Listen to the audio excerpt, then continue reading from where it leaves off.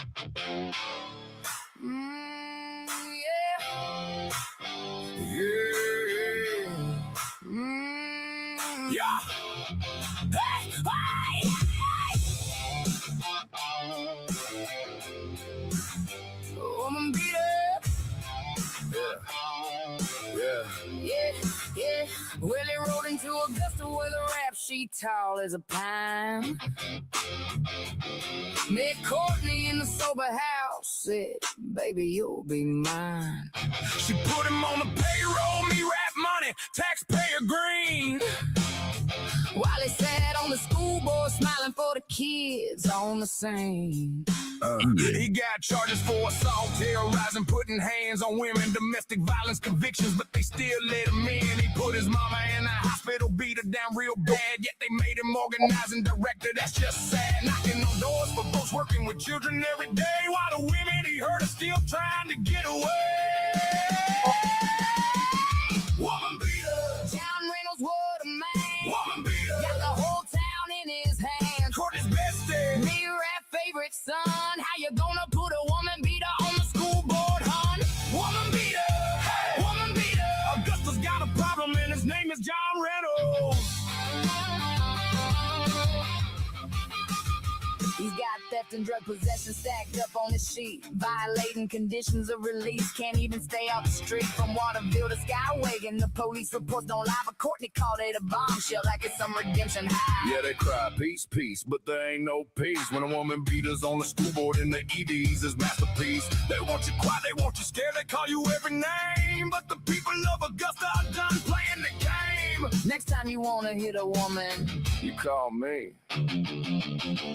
I'll show you what a real man looks like, G. Woman beater. Time to resign, my friend. Woman beater. This story's gotta end. Courtney John, pack your bags. The people see the truth. We want real recovery, not protected abuse. Woman beater. Hey. Woman beater. John Reynolds. Woman beater.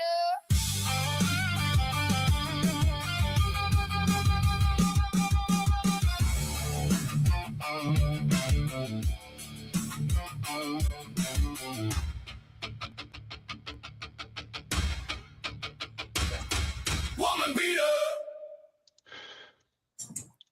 Hey, good morning to all zero viewers out there on streaming on 4 platforms at the moment, on StreamYard, using that as my program to get to all 4 of those platforms. It tells me that I have 0 viewers. I don't know if that's true or not, but it doesn't matter. We're here until 6:30 with the one and only activist par excellence in Maine, Tim Bodnar. Tim, thanks for taking time, getting up so early. I don't think this is usual for you, is it? It is not usual for me to be up at this early. Definitely not. Definitely not. All right. Well, somebody will see somebody will see it on archive, I suppose. I got to get some SEO counsel from you someday. Yeah. Get there. Yeah. So, I mean, it's like, who cares, man? People, I don't care about numbers anymore. As to God, if I did, I just don't. You know, I stopped looking at them because it doesn't. You know, it's like my numbers go up, my numbers go down. Sometimes, you know, it's like the Facebook thing. I mean, has been like, I first got on Facebook last Christmas, and everybody was just like, "Oh my God, you're such a pressure breath." But you know, I mean, my notifications were constantly down like this. And now it's like, you know, but the people that are needing to see it, they see it, right? And obviously they're seeing it because because I think they're complaining. I think one of the things I need to start doing that I notice you do all the time is this tagging thing. I've never you tag on all your posts. I see that.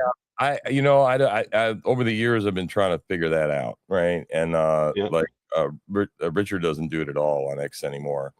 And I've been trying to figure out the most effective way, because what happens is you can wear people out. People can mute you, right? So now you got a tag list that's ineffective. It's not doing anything, you know, because you've worn people to a nub. So I don't know. I try to as much get it in the target, you know, or the right hands as possible. So, but the people are, I mean, God is definitely on the move. There's no question about it. Yeah, no, yeah, that's for sure. So the thing I wanted to talk with you the most this morning is you've targeted, even though you're an hour's drive from Augusta, Maine, you've targeted Augusta, I think, in large part because it's the political capital of Maine. Right. And That's where all the power is. It's where they, right. So you've targeted it ever since you, I think, started to become political. But in the last month or so, you've really jumped in with both feet. Maybe it's been a couple months. And you've got the whole town talking, I would say, at this point with your songs, like the one we just played at the beginning. If you're joining us on archive, and you'll have to scroll back and watch the beginning to see the song. But I think one of the keys to your success in Augusta locally is your use of artificial intelligence and to create songs, and also to do research and to create posts that bring together a bunch of details that under the old investigative journalist paradigm, you'd have to be a polymath to put out as many posts as you put out that name names and that give dates and that all that sort of thing. Speak for a minute to that. It's proving to be, in my opinion, and I'm in Augusta and I've done some testing, going and talking to people around, neighbors, and word is getting around that about what you're doing. It's getting around. Well, it's good. And, the only thing I can say is that that I am uniquely qualified for this day and age to do this task that has been placed before me. And I've got all the tools.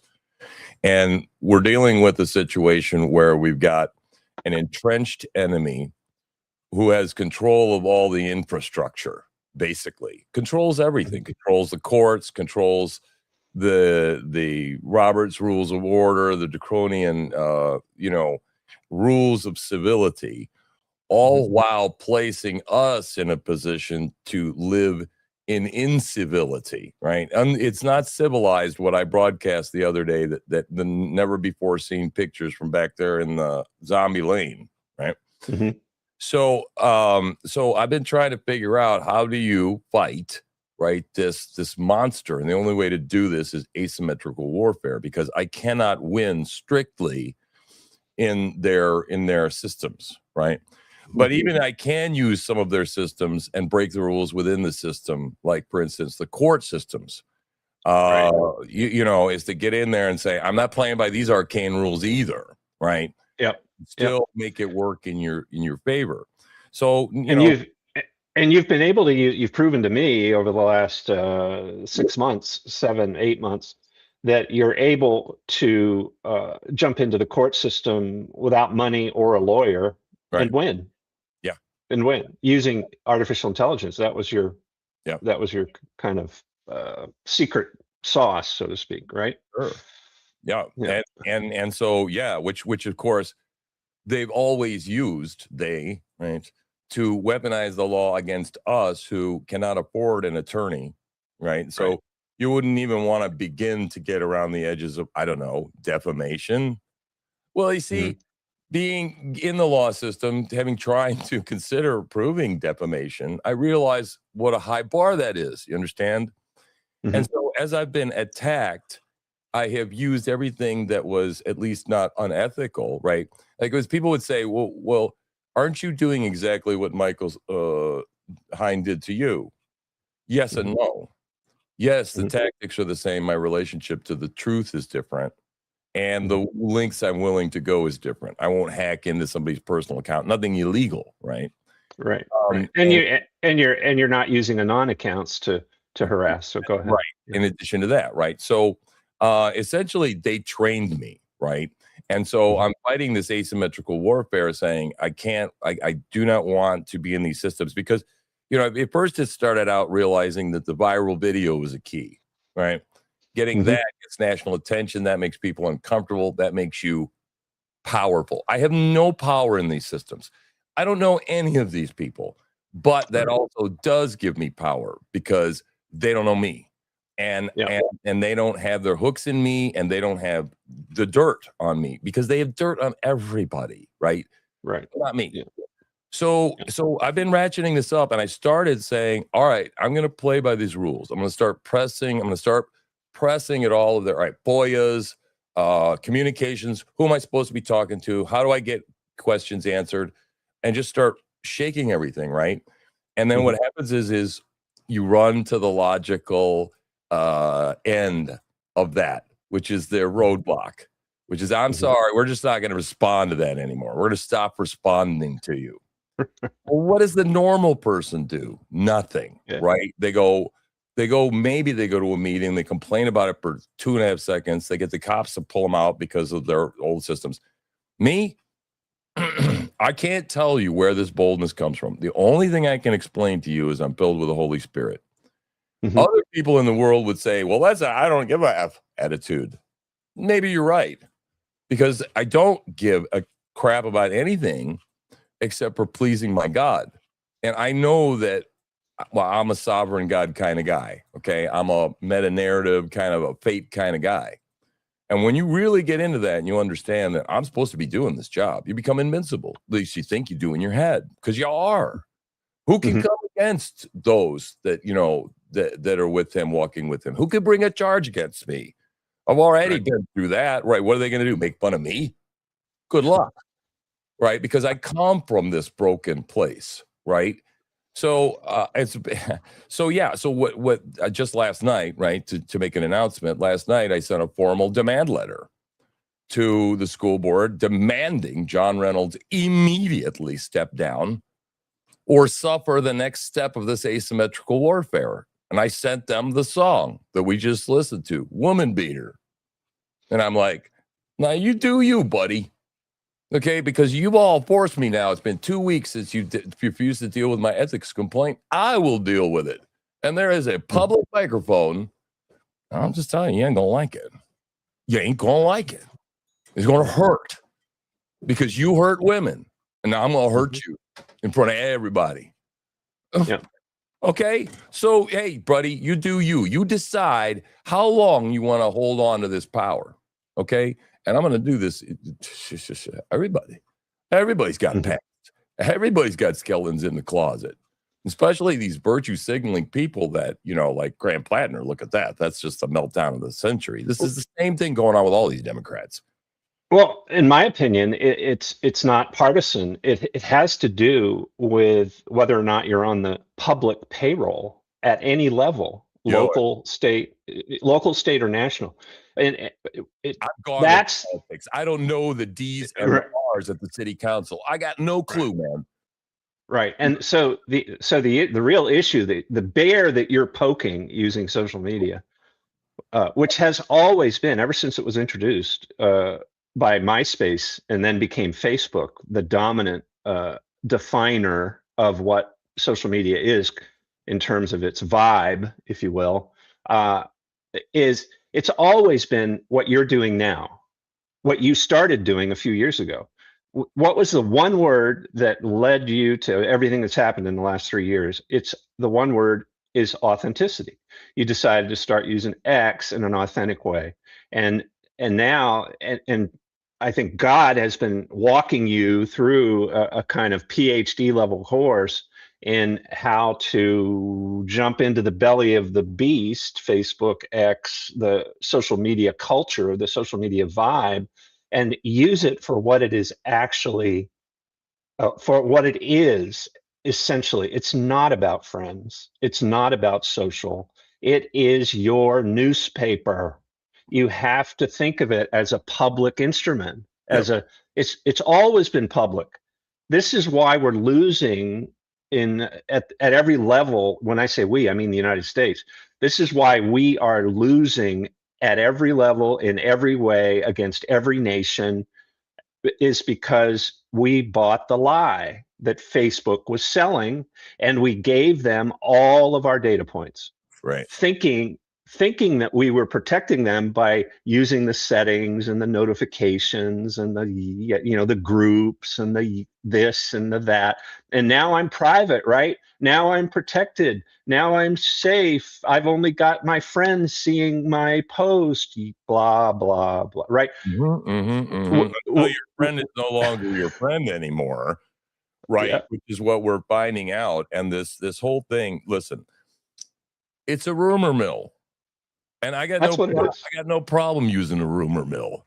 What do you That's think? right. I mean, this is the way human history and sociology has worked for thousands and thousands of years. People right. talk. Okay. Yeah. Facebook gives us the opportunity to talk. And I finally refined for myself that this is the place, because look, I'm not afraid to go float. Hey, I heard this. Anybody else hear this? Right. And if nothing comes back, I'll go, you know what? I must be barking up a tree, but I got no problem going up it. People lose their minds. How dare you accuse this good man / woman? Yeah, you know, he's like, Right. shut up. Like just the other day, right? I'm talking to Ryan Gary, and I went down there to deliver the needles back, just like they told the city council at the city council meeting, bring them down to the access center. I brought them down, and now I'm trespassed. Imagine that. Right. Because I'm delivering needles and asking questions. Right.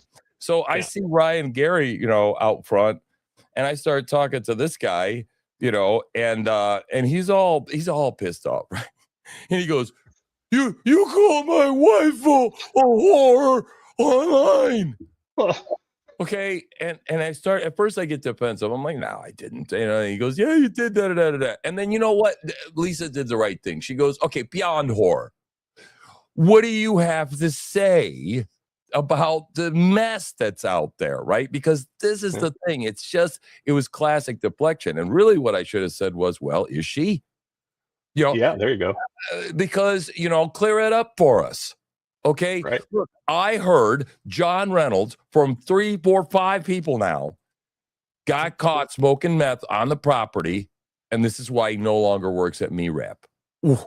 He's now working at another sober living facility. I think everybody deserves to know that if that is true, now would be a damn good time to clear that rumor up now, wouldn't it?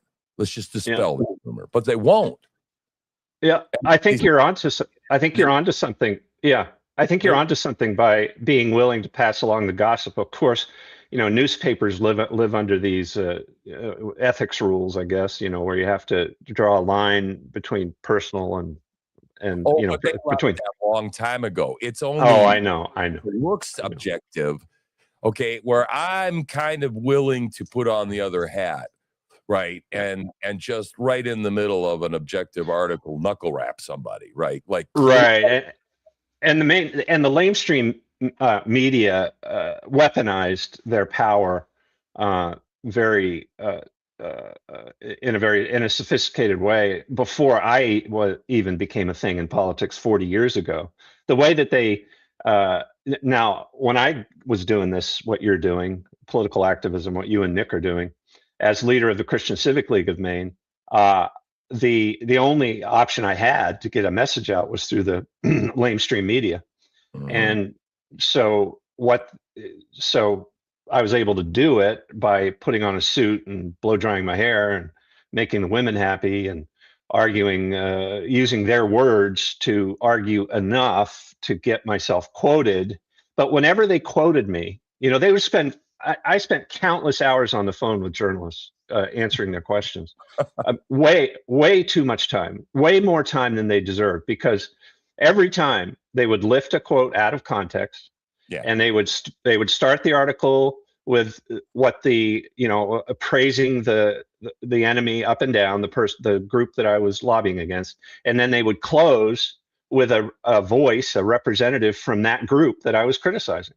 So it was like they've mastered that tactic. That's all they ever do, these journalists in the lamestream media.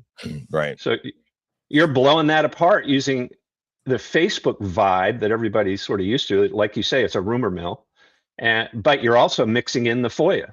You're mixing in the written legal facts with the rumors, and oh boy. Well, and not to mention the entertainment. Don't forget the third leg, right? See, and so, you know, and then of course there's a whole bunch of seasoning in there as well that really confuses the other side, because, like, you know, I'm 3 steps ahead, man. You have no idea. And I'm covered up with the stuff coming in. And like you said, I'm one man over here, you know. And the thing is that's why Main Wire was so freaked out. But did you notice the Main Wire's got a lot more fun lately? They're it has. starting to report on things. And you know what? I finally just realized, and my job, okay, was never to be part of the Main Wire, right? My job is actually to get and go ahead of the Main Wire. And like, remember years ago, there was this rag called the Inquirer, the National Enquirer. Now, they printed all sorts of weird crap in there, right? Aliens, you know. But when they printed a story, okay, about a person, something significant, a week later, it was in People magazine and in all the newspapers. They always had it first, right? Right. And that's kind of my style of journalism. It's got a little of that National Enquirer going on in there, right? Yeah. Because look, Alex Jones had it right. We are in an information war. That's all there is. If we go get out of the information war, then it's a pew war, right? Yeah. We don't want we don't want that. Right. You got to figure out a way to do things and get more hostile without actually being hostile, right? Like the lady at the MeWrap when I was getting kicked out of MeWrap delivering the needles. She goes, "There's no need to be hostile." I said, "I disagree." I disagree. Yeah, that's right. I mean, we're practicing a womanish form of civility now, universally. Yeah. And it's got to stop, right? It's got to stop. So you went. I need to learn when I'm doing this kind of thing as a host. I need to learn just ask questions and shut up. But you get me so excited. I want to tell my own story. So you went to you were down in Augusta recently, and you cleaned up some spot. Was it on Maple Street or something? Yeah, 50 Maple. Yeah. Yeah, and I love that story. Tell us the story about how that whole thing came about with you and Nick, because it wasn't your idea. It was actually what's her name's idea, the leader of Main Rap. Well, yeah. Okay. I mean, essentially what happened was they said we brought attention on the situation, and at some point the city decided to have a crisis meeting, a town hall informational meeting on how to deal with the homeless problem.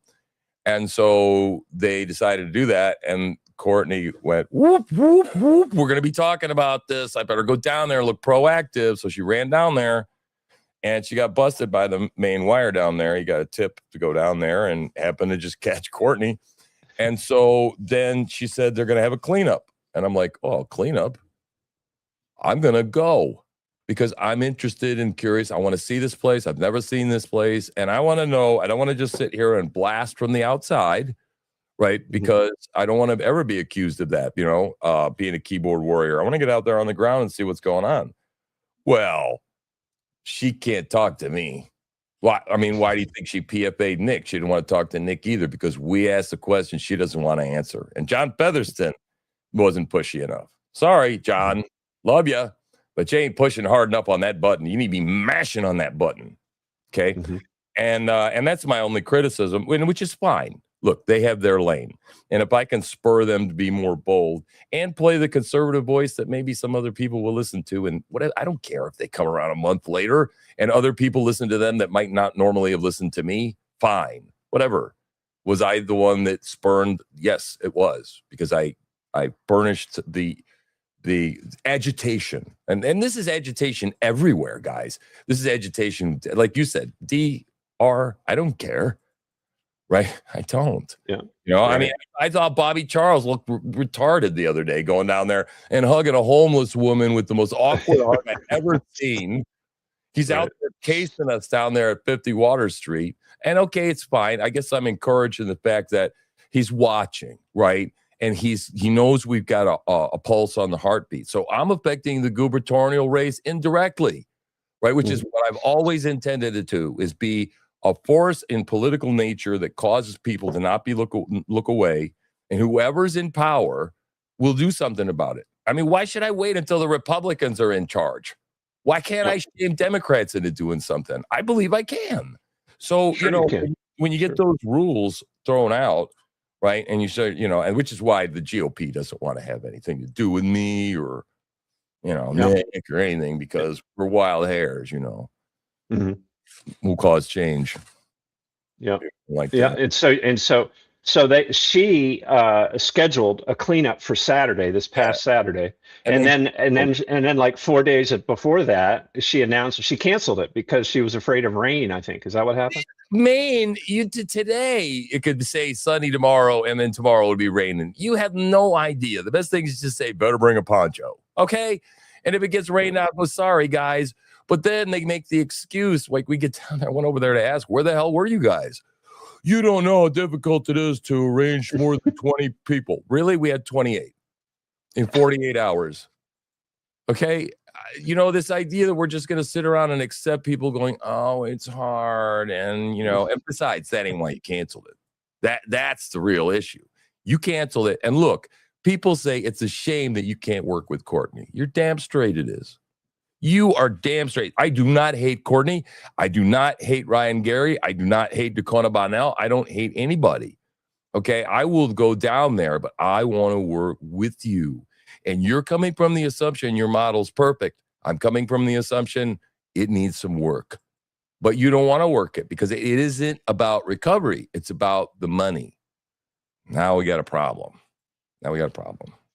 So right. And you're bringing that point to the mayor and to the city council, and Nick is bringing his point. You too, about the whole pushing of the transgender agenda in the Augusta schools. And as time passes, your use of social media is developing more and more pushback. Like Facebook, they killed a post or something the other day, I noticed. But let me ask you this.